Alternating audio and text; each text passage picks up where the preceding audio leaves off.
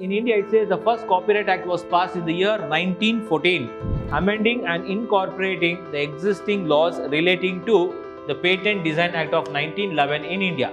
Recommended that all countries must consider this particular model law before making changes to their own laws on the definitions that are provided for legal terminology that is used within the IT Act.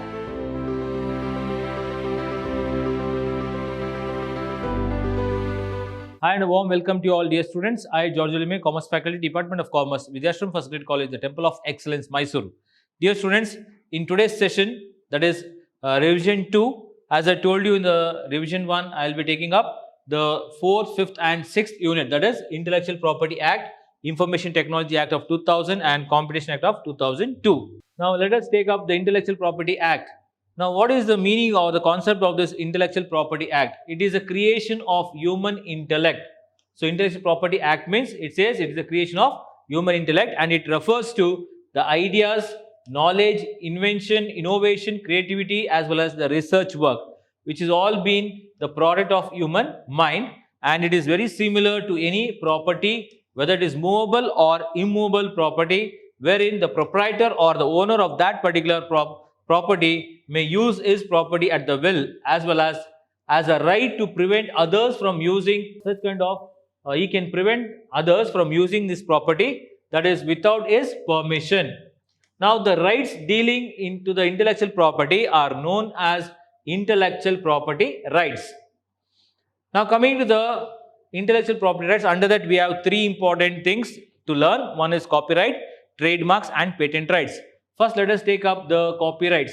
In India, it says the first Copyright Act was passed in the year 1914. So, in 1914 in India, the first Copyright Act was passed. And it says at present the Copyright Act is 1957. Thereafter, it was referred to as an act which governs the copyright law in the India. And the original act of 1957, it has been amended in the year 1983, 84, then 1992 and 1994, and recently we have 1999, that is of Copyrights Act. Now coming to the meaning of copyrights, it says like trademarks, a copyright is an intangible property. Like trademarks, even this copyrights is an intangible property. The subject matter here is of copyright, the thing is protected which is called as the work. So the subject matter of copyright, that is the thing which is be protected here is the work. Now the definition of the copyright, it says the copyright means the exclusive right. Copyright means the exclusive right to do or authorize the doing of acts in respect of a work or any other substantial part thereafter. So a copyright means exclusive right, the doing of acts in respect of the work or any other substantial part thereof. Now coming to the term of copyrights. Copyright is not a perpetual right. It is not a perpetual right, but it says it exists for a specific time period or term. After the expiry of the term, once the specific term is over, the work falls in the public domain and it is open to public to use without permission of the owner. And the registration part of the copyright, it is like this, where the register of copyrights, there will be a register of copyrights, then entries in register of copyrights, then form and inspection of the register, then register of copyrights, then corrections of entries which is made in the register of copyrights, then if there is any correction, the rectification has to be done in the register by copyright board, the entries in the register of copyrights and which has to be published, and finally the assignment of copyright. Assignment means the transfer of ownership. I'll repeat the registration of the copyright, the procedure. First and foremost, they should be should be entered in the register of copyrights. Secondly, it should be entries should be made in the register of copyrights. Then there should be application form filled and inspection of that particular register has to be done. Then register of the copyright has to be done. Then correction of entries, if any mistakes are there in the register, that should be corrected. Then rectification by the register by the copy board. Then entries in the register of copyrights to be published. Then assignment of copyright. Assignment means transfer of ownership. What is trademark? A trademark means mark used in relation to goods for the purpose of indicating, so as to indicate a connection in course of trade between the goods and some person having the right as proprietor to use that particular mark. So a trademark means a mark which is be used in relation to the goods of the purpose of indicating or so as to indicate the connection that is in course of trade which is between the goods and some persons and having the right as a proprietor to use that particular mark. Now coming to the definition, trademark. Now the next we have trademark. So under this, it is also one of the Intellectual Property Act. So trademark means the mark capable of being represented graphically, in which it is capable of distinguish the goods or services of one person from those of others and may include shape of goods, their packaging, combination of colors, procedure of registration of trademarks. So the definition of trademark says it means a mark which is capable of being represented graphically and which is capable of distinguishing the goods or services of one person from those of others and may include the shape of goods, their packaging, combination of colors, procedure for registration of trademarks. Now here regarding the registration, the procedure, appointment of registrar and other officers. Secondly, the trademark registry and of the phases therein. Then applications for registration has to be put. Then advertisement of the application regarding the trademark has to be put. Then if there is any opposition to the registrant, that has to be taken into consideration. Then finally, registration of the trademark takes place. Then after registration of the trademark, the registration certificate will be given. What are the effects of registration? No person shall be entitled to institute any proceedings to prevent or to recover damages for the infringement of an unregistered trademark. Now coming to the third important act, that is under Intellectual Property Act, the property is known as Patent Acts. The present Patent Act 1970 came into force in the year 1972. Amending and incorporating the existing laws relating to the Patent Design Act of 1911 in India. And this Patent Act of 2005 came into force on 1st January 2005, which brought changes in the previous patent system of India, wherein the product patent was extended to all subject of technology consisting of food, drugs, chemicals and microorganisms. Now coming to the definition, the patent 2005 defines what invention is, makes it clear that any existing knowledge or thing that cannot be patented. Coming to the types of patents, we have ordinary patent, then patent of addition and convention. Who can apply for the patent? Application may be made either alone or jointly by one another. The inventor is entitled to be mentioned in the patent if he applies to do so. An application can be made jointly by two or more corporations or assignees. Now, patentable invention. An invention means any new or useful art.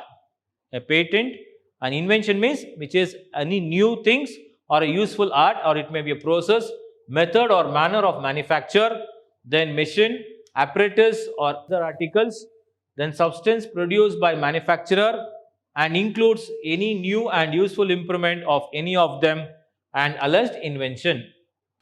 Now, which are the documents required for filing an application?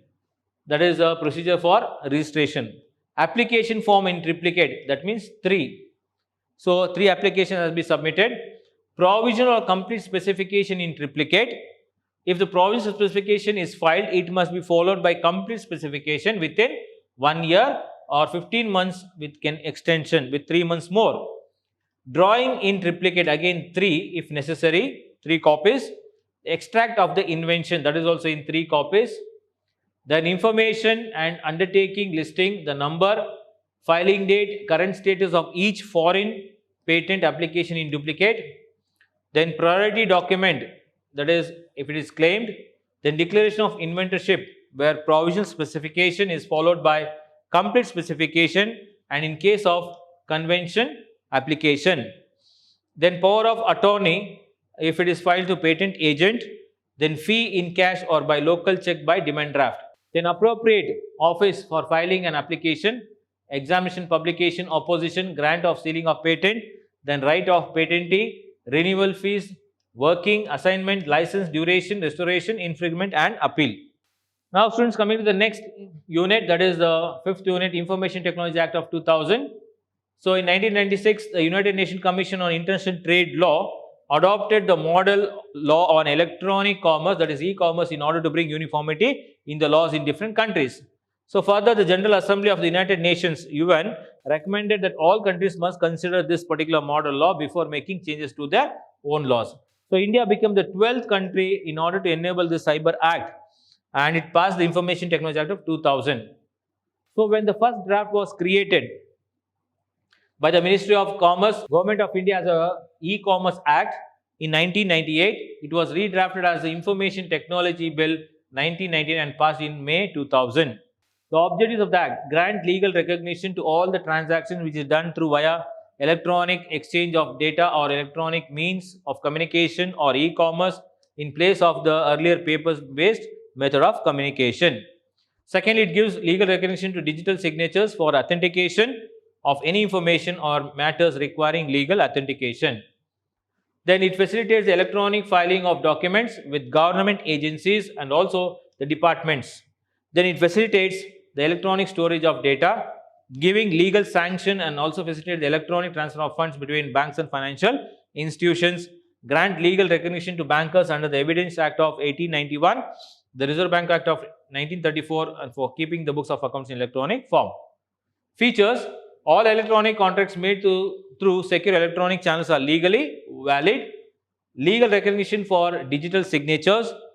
Security measures for electronic records and also digital signatures are in place.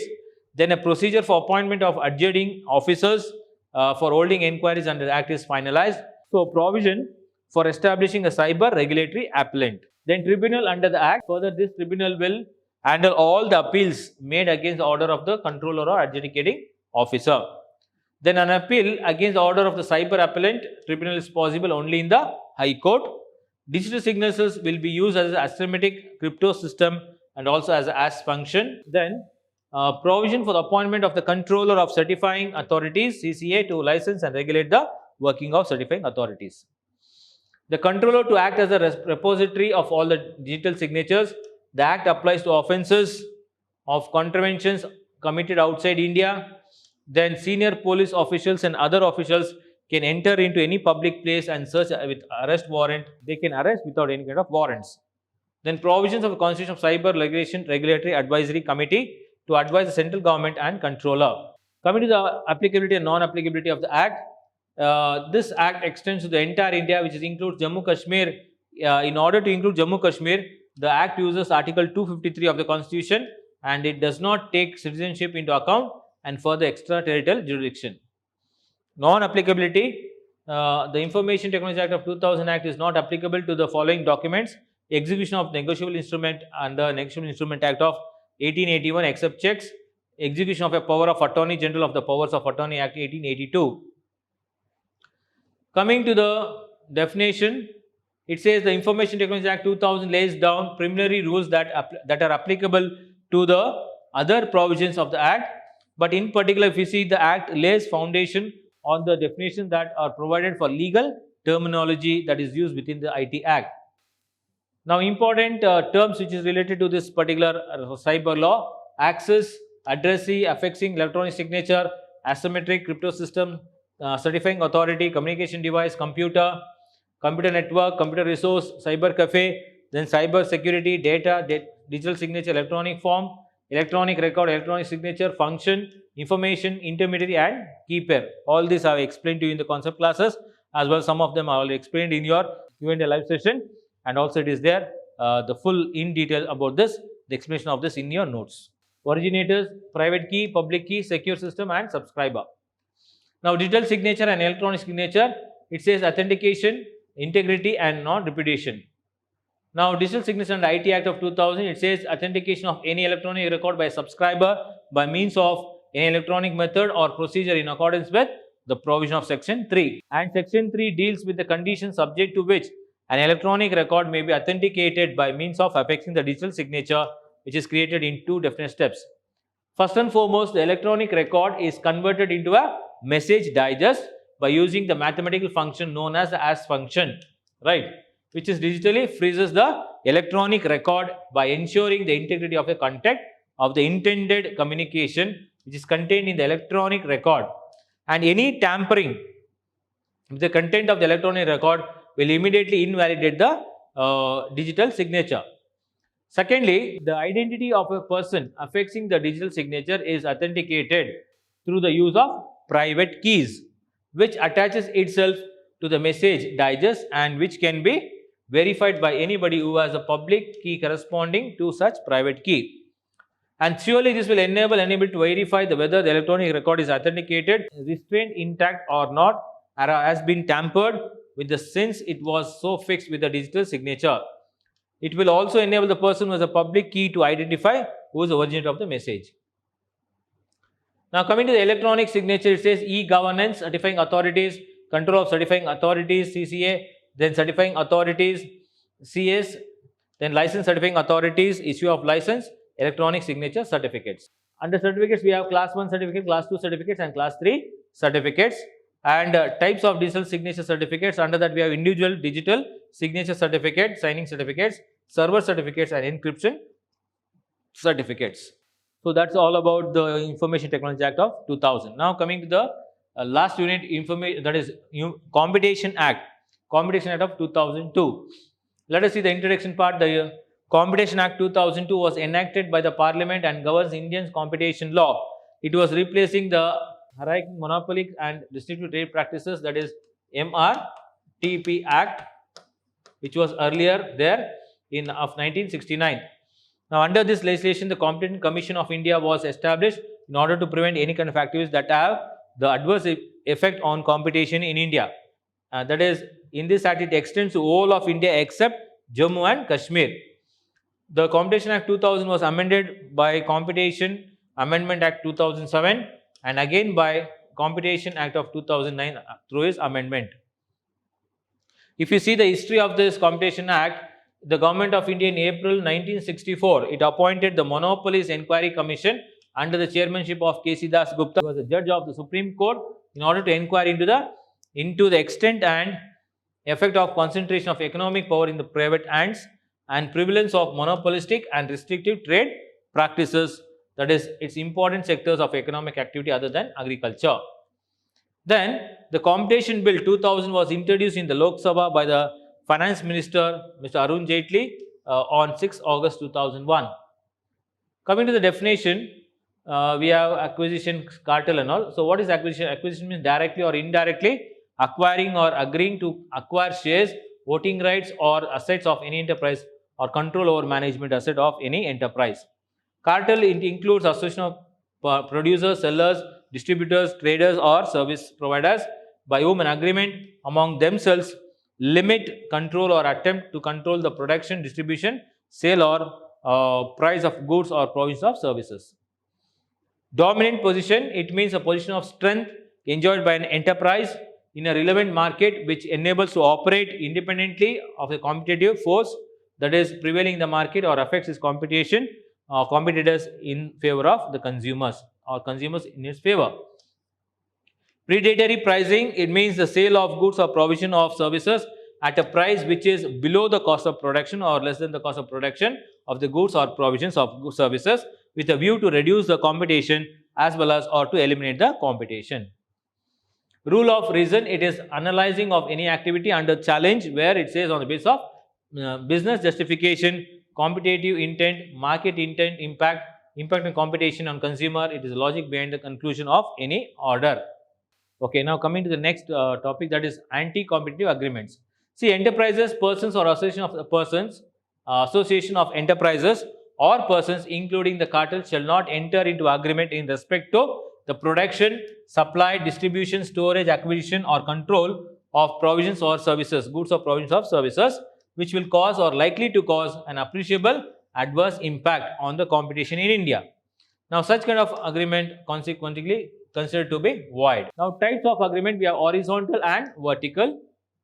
Abuse of dominant position means there shall be an abuse dominant position if the enterprise imposes directly or indirectly an unfair discriminatory conditions in order related to purchase or sale or goods or services, or restricts the production or technology technical development, or create any kind of hindrances or the barriers in entry of a new operators to the prejudice of the consumers. Whereas dominant position surely enables enterprises to operate independently or affect competitors by action. And coming to the combination wise, the act is designed to regulate the operation and activities of combinations, a term which contemplates, that is, acquisition, purchase, mergers and amalgamation, and combination that exceeds the threshold limits specified in the act in terms of asset or turnover, which may surely cause or likely to cause adverse impact on the competition within that particular relevant market in India, can be scrutinized by the Commission. Now, coming to the Competition Commission of India, it is a body corporate and independent entity which is possessing a common seal with the power to enter into a contracts to sue in its name It consists of chairperson who will be assisted by a minimum of 2 and a maximum of 6 members. And the duty of the commission is what? To eliminate the practices having the adverse effect on the competition, promote and sustain the competition, protect the interests of consumers, and to ensure free and fair trade in the markets of India. Selection committee of chairperson and members of commission. The chairperson and the members of the commission shall be appointed by the central government from the panel of names recommended by the selection committee, consisting of, that is, the Chief Justice of India or his nominee chairperson as a chairperson, the Secretary in the Ministry of Corporate Affairs as a member, the Secretary in the Ministry of Law and Justice as a member, then 2 experts of repute who have special knowledge and also having professional experience in the field of international trade, economics, business, commerce, law, finance, accountancy, management, inventory control, industry, public affairs, competitive matters, including competition law and policy members. They can become the member. Then the term of selection committee and the manner of selection of panel of names shall be such as may be prescribed. The chairperson and other members shall add office of such term for 5 years from the date of which he enters office and shall be eligible for reappointment. Then provided the chairman or other members shall not hold office after such he has attained the age of 65 years. If a vacancy is caused by resignation or removal of the chairperson or any other member under section 11 by death or otherwise, shall be filled by the fresh appointment in accordance with the provision of section 9. So all these are related to terms of office of chairperson and other members. Then the chairperson and every member shall be entering upon his office, make and subscribe to the oath of office and secrecy in such form, manner or before such authority which is prescribed. Resignation, removal and suspension of chairperson and other members. The chairperson or any other member may be in notice in writing under his head addressed to the central government resign his office, provided that the chairperson or member shall he, unless he is permitted by central government, relinquish his office sooner, continue to hold office until the expiry of 3 months from the date of receipt of such notice, or until the person duly appointed as a successor who enters of the office, or until the expiry of his term of office, whichever is earlier. Notwithstanding anything contained subsection, the central government may order remove the chairperson or any member from his office if the chairperson or member in case may be or at any time has been adjudged as an insolvent or has engaged at any time during this term of office in any paid employment. Now, coming to the duties, powers and functions of commission. The subject duties, subject to the provision of this act, it shall be duty of the commission to eliminate practices having adverse effect on competition, promote and sustain the competition, protect the interests of the consumers, ensure free trade in carrying out by other participants in the market in India, inquire into certain agreement and dominant position of enterprise. The commission may inquire into any alleged contravention of the provisions contained in the section. Then receipt of any information in such manner accompanied by such fees as may be determined by regulation from any person, consumers or any other association, trade association. Then reference to be made by central government or state government or statutory association. Then without prejudice of the provision contained, the powers and functions of the commission shall include the powers and functions specified. Then the commission shall, while determining whether an agreement has an appreciable adverse effect on the competition under section 3, have a due regard of the following matters, such as creation of barriers to new entrants in the market, driving existing competitors out of the market. Then the commission shall, by inquiring whether the enterprise enjoys dominant position or not under section, have due regard to all or any of the following factors: market share of enterprise, size and resource of the enterprises, size and importance of the competitors. The next is for determining, finding out whether the market constitutes a relevant market or not. For the purpose of this, the Commission shall inquire or regard into a relevant geographical market and relevant product market. Then the Commission shall, while determining the relevant geographical market, have due regard to following factors: regulatory trade barriers, local specific requirements, national procurement policies, and adequate distribution facilities. Then the Commission shall, while determining the relevant product market, have due regard to all of the following factors: physical characteristics or the end users of the goods, then price of the goods or services, consumer preferences. Then inquiry into the combination by Commission. So it says the Commission may, upon its own knowledge or information relating to acquisition referred in the class acquiring of control or merger, amalgamation, etc. of that particular, can inquire into whether such combination has caused or are likely to cause an appreciable adverse effect on the competition in India. Then the Commission shall, on the receipt of the notice under subsection, inquire whether the combination referred to their notice or reference has caused, likely to cause, or to cause an appreciable adverse effect on the competition in India. Then, notwithstanding anything contained, the central government shall, on the expiry of 2 years from the date of commencement of this Act, thereafter every 2 years, in consultation with the Commission by notification, enhance or reduce on the basis of wholesale price index or fluctuation in the exchange rate of rupee of foreign currencies, the value of the asset or the value of turnover for the purpose of that particular section. Then for the purpose of determining whether the combination would have effect or likely to have an appreciable adverse effect on the competition in the relevant market, the Commission shall have to regard to all of the following factors: actual and potential level of competition through imports and exports, import of the market, extent of barriers to entry into the market, then level of combination in the market. Now coming to the next aspect, that is division of enterprise enjoy dominant position. The Commission may, notwithstanding anything contained in other law, for the time being enforce by ordering in writing a direct division of an enterprise enjoying the dominant position to ensure that such enterprise does not abuse its dominant position. So in particular, without prejudice of the generality of the foregoing powers, the order referred there may provide for all of the any of the factors, that is the transfer or vesting of property, rights, liabilities or obligations, the adjustment of contracts either by discharge or reduction of any liability or obligations otherwise, the creation, allotment, surrender of cancellation of any shares, stocks and securities, division of enterprise enjoying dominant positions. Then the Commission may, withstanding anything contained in other laws, for time being by order writing direct division of an enterprise which is enjoying the dominant position to ensure such enterprise does not abuse its dominant position. So transfer, vesting of property, rights, obligation, all this I have already told you. Appeal.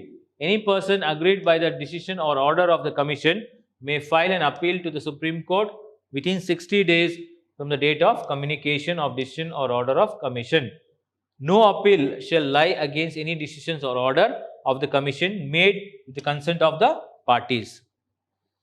And penalty, if you say, if any person fails to comply with the orders or direction of the Commission, shall be punishable with fine and may extend up to 1 lakh per day or each day during which non-compliance occurs, subject to maximum of 10 crores. And if any person does not comply with orders or directions issued or fails to pay the fine imposed on the section, then he shall be punishable with the imprisonment for the term which will extend to 3 years or with which may be extended 25 crores or with both. Then section 44 provides that if any person being a party to the combination making a statement which is false in any of the material particularly or knowing to be false, or omits to state any material particular knowing to be a material, such person shall be liable for penalty which shall not be less than 50 lakhs but which may extend up to 1 crore. So dear students, so this is all about the revision part of the second revision part related to your unit 4, 5 and 6, that is about Intellectual Property Acts, then the Information Technology Act of 2000 and the Competition Act of 2002. So that finishes the revision part for this your syllabus for your semester. So hope you understood. Please go through the concept classes, the videos which I have taken up, which is there in the YouTube. Go through it, watch it, understand it. Also, the live Q session is over for you in this for this particular subject. So 1, 2, 3, and 4 is already over, and also the revision is also over for this subject, and also the notes will be coming within a short period of time. So everything is done. Now it is your duty to see that you work hard, study well, and get through in the examination. So wish you all the best for your exams and for your future also. Thank you, students.